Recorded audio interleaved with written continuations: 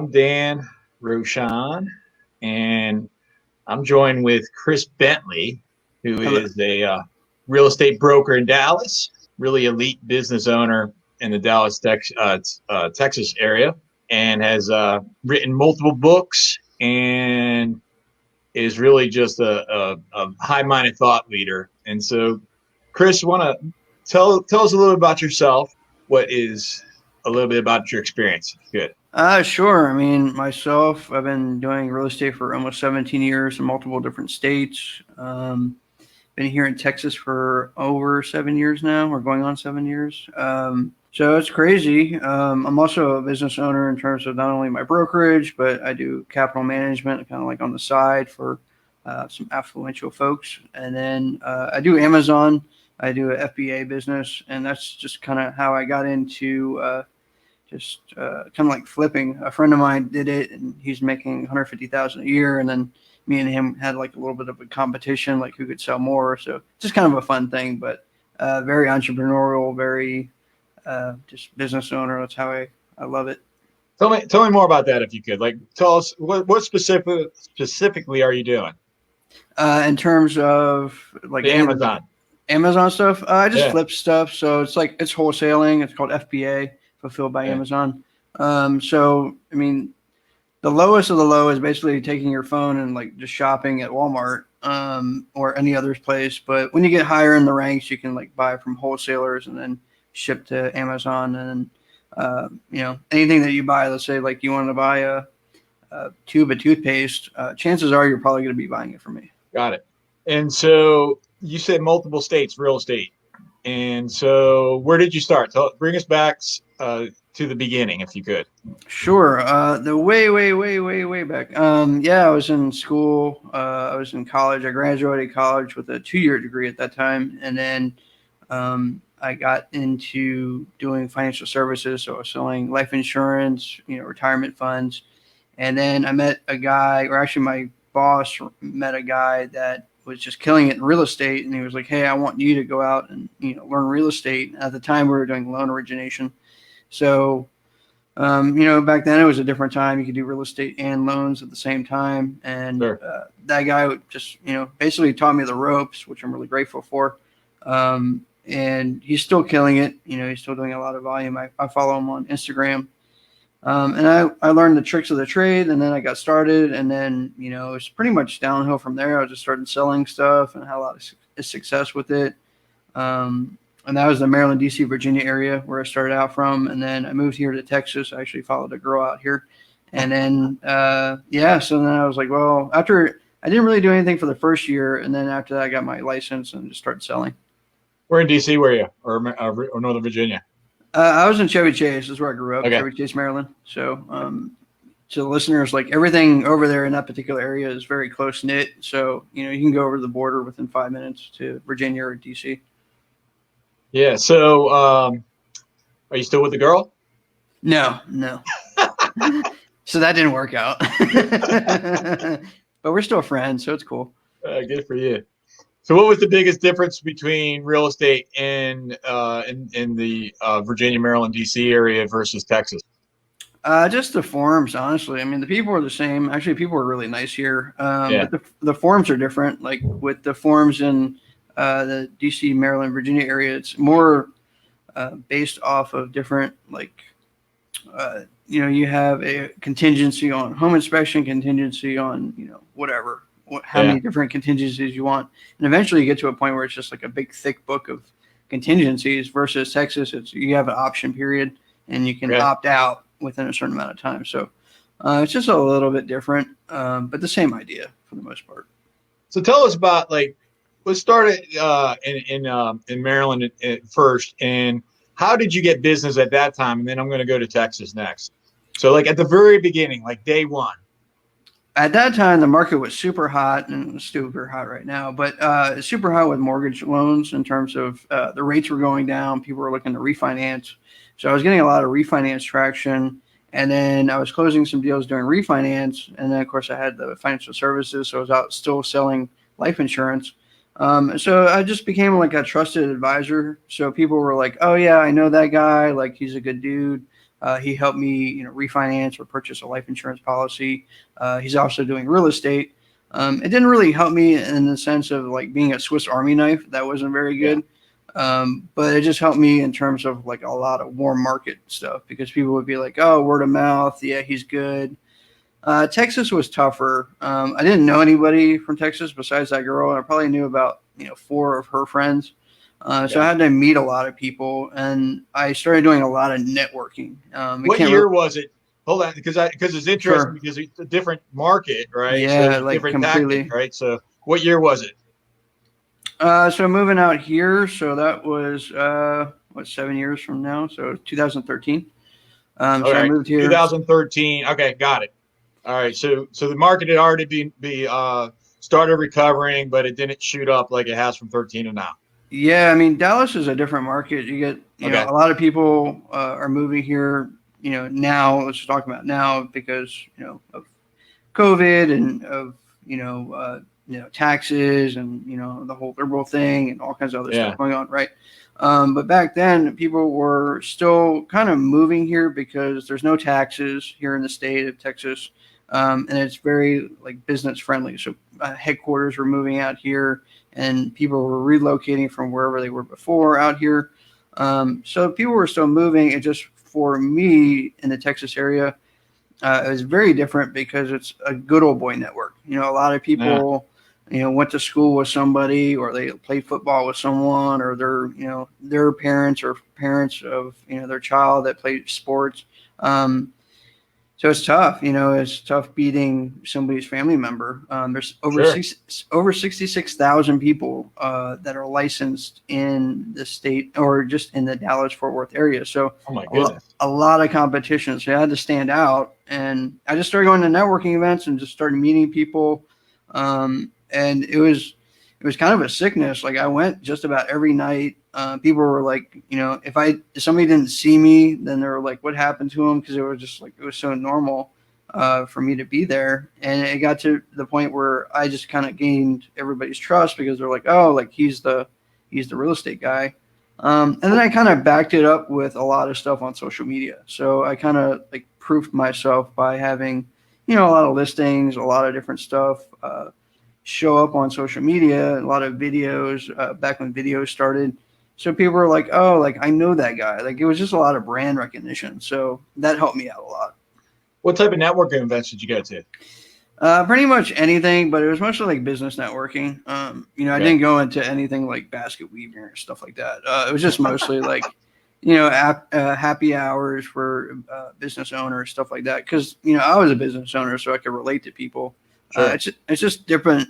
You can do stuff like back then. Meetup groups were really hot, so you could get into like a meetup group that let's say likes. I don't know, microbrew, right? Microbrew beers. So you can go out and have a couple of beers with some people, and just one thing leads to another. Like, hey, what do you do? And I was like, oh, I sell real estate, and then it kind of snowballs. Naturally. How long did that take once you landed in Dallas? You started networking like on day one, I'm assuming, like pretty close to almost the beginning. Yeah, I mean, I didn't have the business running, but I was networking because I didn't know Yeah. anybody, and I didn't really like the girl's friends that she was hanging out with, so I needed to meet my own friends. So Okay. I just started going out, and like people were just like us. Everybody's the same. So a lot of Yeah. people Yeah. are moving out here. A lot of people are new to the area. So I'm like, well, I'm new too. Like, do you want to hang out? And I'm like, yeah, let's go do it. And before you know it, like you just got people hanging out with you. All right. How long did that take you before you turned the relationships into business? A while, like probably 2 years. Okay. I'm probably like maybe glossing over a couple of deals, but really Sure. started picking up some traction like 2 years later.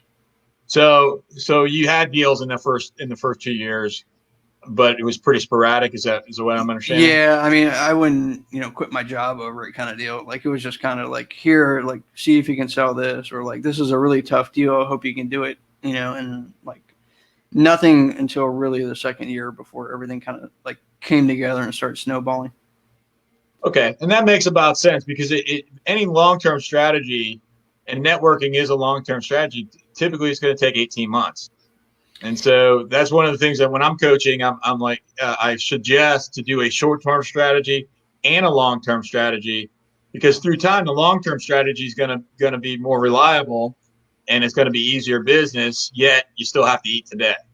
Would you agree with that philosophy? Yeah, 100%. I mean, the thing is, like when you start out, unless you're working with a big bank account or you have like a spouse supporting you, like you have no money, right? Or you have a job kind of like paying the bills and trying to do some stuff. So you can't be like, oh, I'm going to go out and buy, $20,000 a month in leads, online leads. Yeah. I mean, it's just not going to happen. So you're like, okay, well, I kind of have to eat crow and like kind of do the toe and heel and like go walk some doors and like go meet some people and shake some hands and kiss some babies, right? So like you got to do whatever you can do to do free stuff, and that's why social media kind of backing that up really helped me.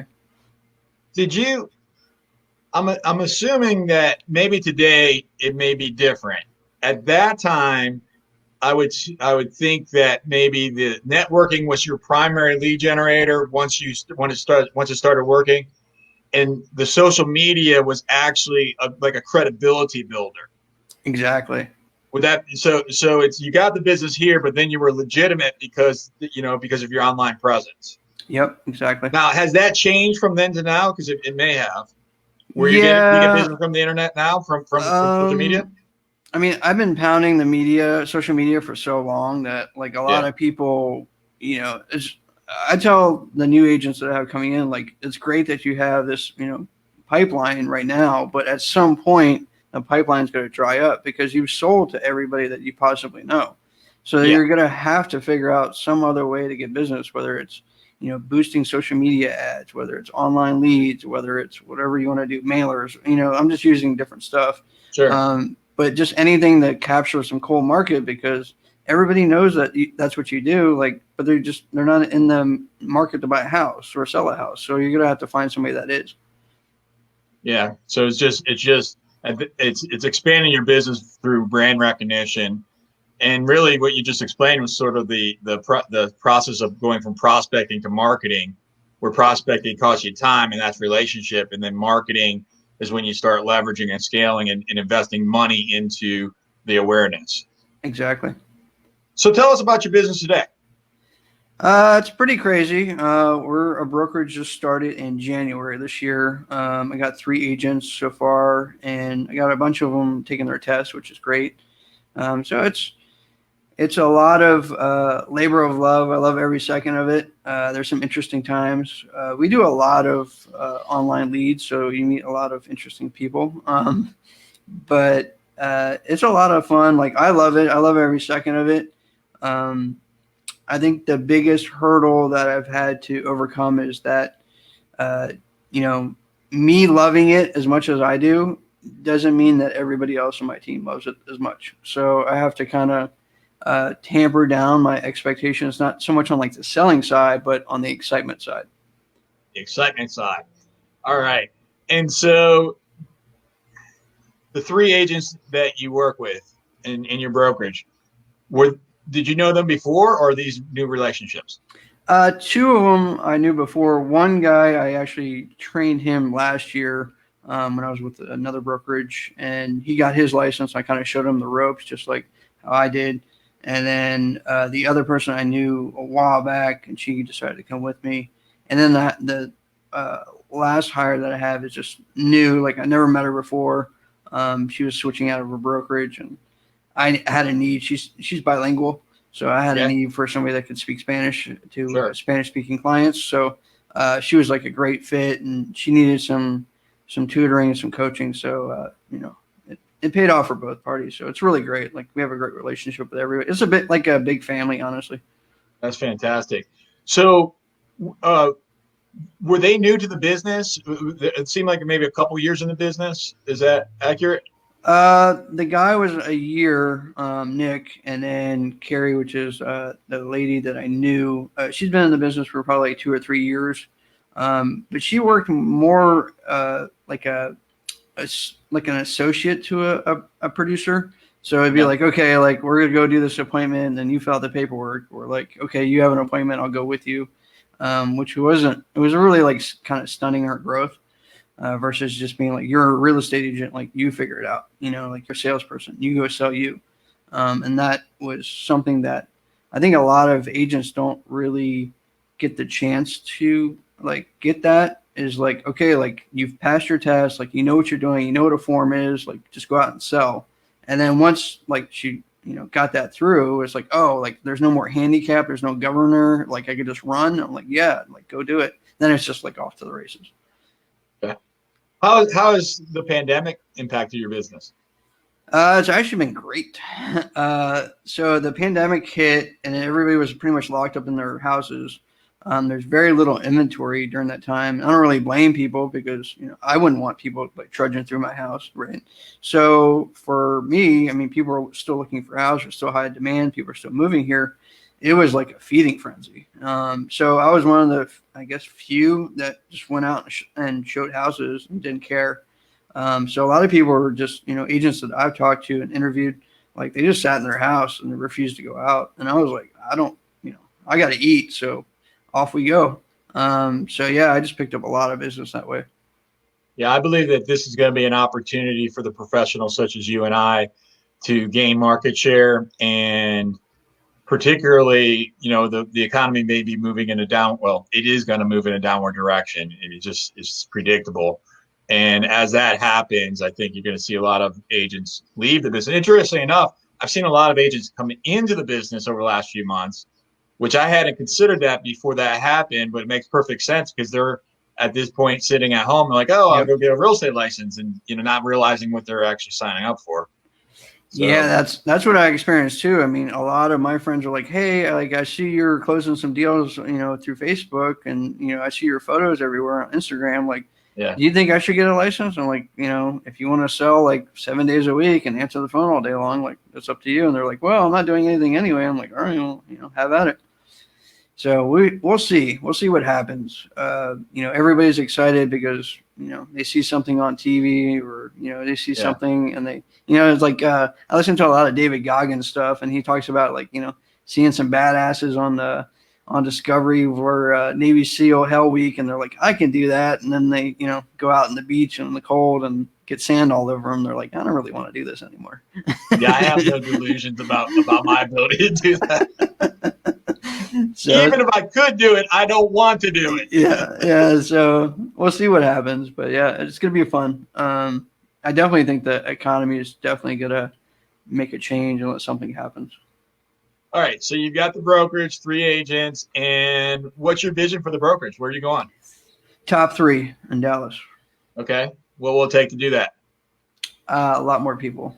Okay. So I'm working towards it. We're good. We're on track. Do you have an idea of how many more people it will take? I'm trying to get 25 for this year. I figure if I can duplicate that next year, it's going to be a tree branch effect.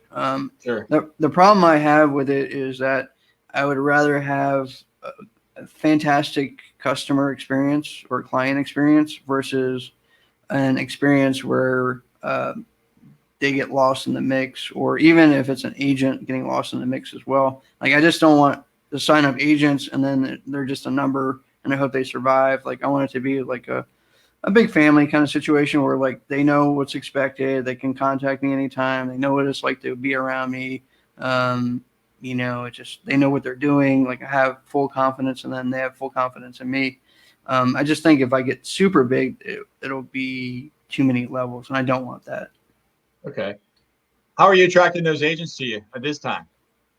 A lot of it's through social media and social proof, and those are like friends. I reach out through different like job posting ads that people put up for just employment.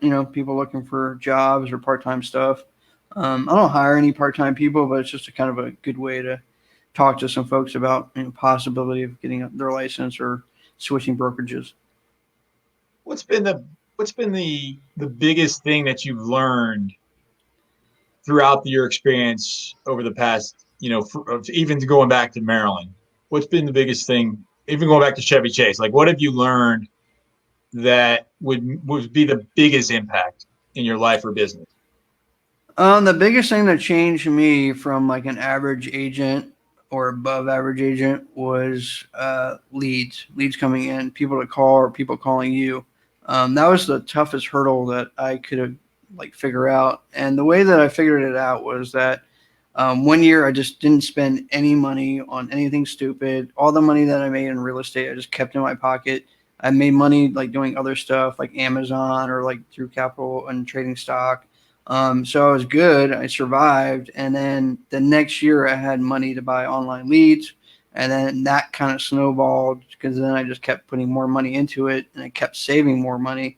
And I got to the point where it kind of snowballed and people were taking notice. And that's kind of how I am right here, like where I'm at. So that's the biggest thing, honestly.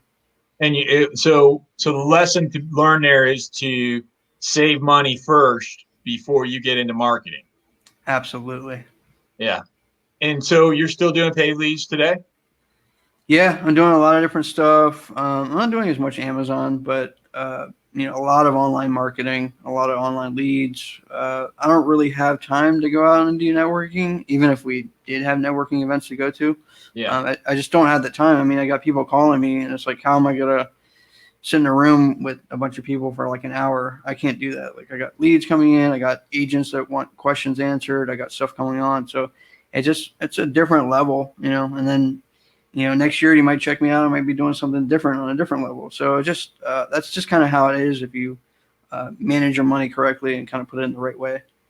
So what lead sources, what specific, what lead source are you, Zillow or what are you getting, Realtor.com, or where are you getting those leads from? Yeah, the normal like online stuff. I'm probably going to venture into some of the Facebook stuff because I have some people getting some success with that.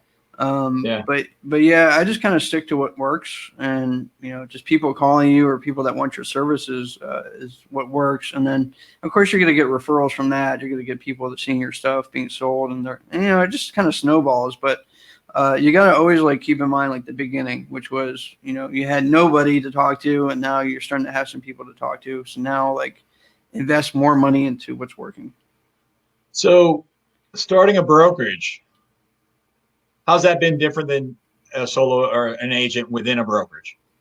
Well, outside of just like you being the boss 100%, you're able to be more flexible. So that helps in terms of commission, and then of course, you can do a lot more stuff. Like if you want to run marketing the way you want to run it, you don't have to run it by your broker. If you want to do whatever, like I don't have meetings. Like I have a once a week, or I'm sorry, once a month lunch with everybody at the brokerage, and we can talk about stuff. But I don't have meetings. I just call like there's no point in training you on how to do land deals or commercial deals if you have nobody that's a prospect for that stuff. So why don't we just focus on like actually making sales and making you money and closing deals, and then you'll be happy because you're making money, and then we can it kind of has like a snowball effect when you start closing deals. So I don't do a whole lot of meeting stuff. Like I just I touch base with everybody usually like once to every 3 days just to kind of see where everybody's at. But yeah, it's just you get to make your own rules and do your own thing, which is great. So have you had challenges, like specific challenges to the brokerage, not in the industry? Not really, knock on wood. Okay. The only real stuff is just kind of personal growth stuff, like realizing certain things and kind of seeing how people operate. Um, One of the biggest things I'm trying to get everybody to understand is that there's no cap. Like there's no cap with us. So you can go out and sell 25 million. You can go out and sell 50 million. There's nothing stopping you, like nothing. And like it's really tough. I remember like thinking like, oh man, like 2 million's a lot. Like, oh man, like 5 million is like, 3 times that hurdle. And I'm like, guys, it's not that. Once you get past like a certain level, you're like, oh, that was 2 million. Okay, well, if that was 2 million, then all I need to do is close. It's like 2 deals or 3 deals a month to get two. Now I just need to close 6 deals to get four. Like it just starts kind of like your mind changes, and once you get that change, it's not as like sporadic. Like I got a deal here, and then 2 months later I got another deal. It's not that way. It's like, oh, like now I know every single month if I want to get 4 deals or if I want to get a certain income, then I got to close X amount of deals. So how am I going to get those X amount of deals? And it's just a Yeah. different mind switch. So that's where you get the consistency. So what I'm curious about is that you described like sort of different levels of the business. And what I've learned is that in different levels of the business, it takes different skills and different knowledge. And so if you were to sit there and say, maybe an agent that's looking for the right way to do business, that newer agent versus a seasoned agent that maybe had the best month of their life and they're not certain if they can continue that, and the top producer who might be frustrated that they're not able to participate in the life that they're creating. What do you see if we broke those down of each one of them in regards to, like, what would your one thing be? What would your priority be if you're that new agent looking to know how to do the right thing? What would you describe that as? I mean, doing the right thing is doing the right thing. I mean, I always try to give the customer a great experience and make it a smooth transaction. Now, not every transaction is going to be smooth, and everybody understands that. But if you do a good job for people and not rip people off or not try to make as much money as you can off of every single deal, and just give them great service, then they're going to remember you, and then they're going to tell other people about you. How would you describe great service? Answering their calls, answering their emails within a timely manner, texting with them every single day if you need to, if you need to go to the house 5 times to let people in for different stuff. Just things that people would normally expect. I find that a lot of agents just don't do, like just answering their calls in a timely manner, or if you're going to disappear for a while, like just tell them you're going to disappear for a while. Like people are human. Like we all have stuff going on. So if I were to say, hey, like I'm busy, I'm about to go into a closing, but I'll call you back, and I call them back within, after the closing, then like I'm a man of my word or a woman of my word, right? So it's just the really small minor stuff like that, but all that stuff builds up credibility. What about a seasoned agent? So what's different of what a seasoned agent would have to focus on versus that new agent? Time management, 100%. Seasoned agent, even myself. I mean, like I operate from 7 to 11. Like you can reach me via phone, email, text from 7 to 11. But in between that time, like I have Hold on. Is that 7 a.m.? That's 7 a.m. to 11 p.m. p.m. Okay. Yeah. So you're working all day long. I can work 7 days a week. You can reach me, but I think the issue is just time management because you're answering leads. If you have a team, then you have a team and they have questions, and then you have your own deals, and then you have leads coming in that you need to delegate to other people because you can't cover it. And then you got referrals coming in, or you have repeat buyers coming in. So, like if I have a repeat customer, they expect me to go do the showings. I don't expect some agent of mine to go do the showing. So you have to go do that stuff. So that means any kind of new business that comes in, I have to give that out. So it's just a lot of like time management. So I had to say to myself, okay, well, if I want to get a workout in, I have to do it at this time. If I want to eat lunch, I'm available at this time to eat lunch. If I want to go, hang out and do something with some friends or something, like I'm only allowed to do that at this time, and I only can stay out about this long. And that's just me. I mean, maybe somebody does something different, but that's the biggest challenge for me is just time management because I mean, there's some days where like I'm getting ready, like the other day, like I'm getting ready to go to a closing and I'm running late, but yet, 4 clients call me and I have a lead to answer. I'm just like, like you're just like, well, there's so much going on at once. And like in the meantime, you're like trying to close the deal. So it can be a lot all at once. And I think a lot of seasoned agents know that. And then, it's just a matter of if they want to get to another level above that where they just run a bigger team or they can take a step back and just push out leads. It just depends on them. Me, I want to do it all, but for me, I have to do a lot of time management.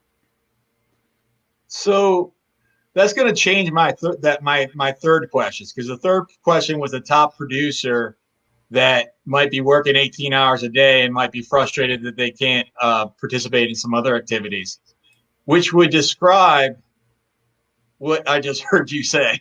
Yeah, a little bit. That's going to be my next level, and So hold on. So what are you going to do, or do you want to do less hours? What's your strategy to be able to change that if you do have a strategy? I'm hiring an assistant. Okay. So she's going to be licensed and she can do stuff. So what's going to work out pretty well. I haven't really formulated it all in my head, but ideally she'll be able to just kind of turn on a computer and sit there.